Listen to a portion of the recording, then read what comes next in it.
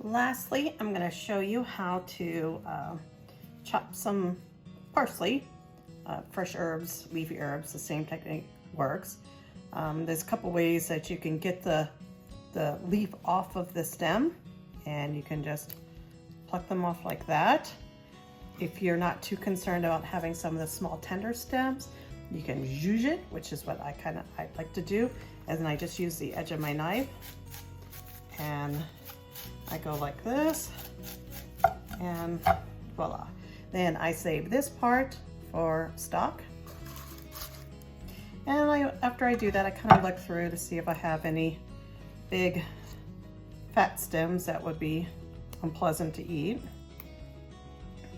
I don't really mind these little ones like that. It depends on how fancy I want to get. If I'm gonna be super fancy, then I don't bother with. I mean, I do bother with plucking off all the stems and use the leaves only.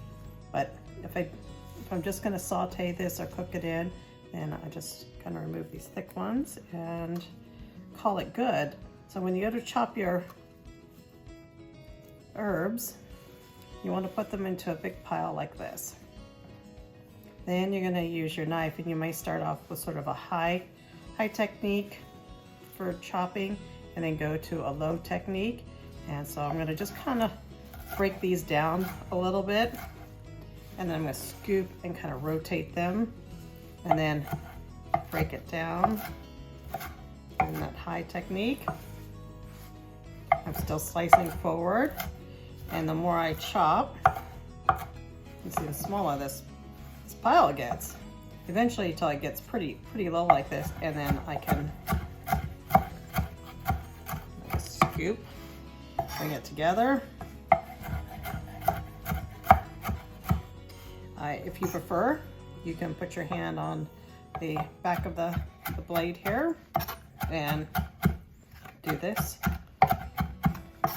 and scoop it up.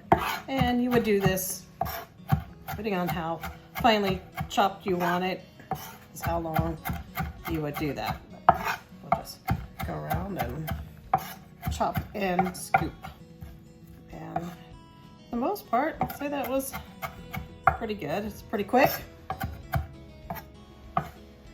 You get your minced herbs ready for whatever recipe you have.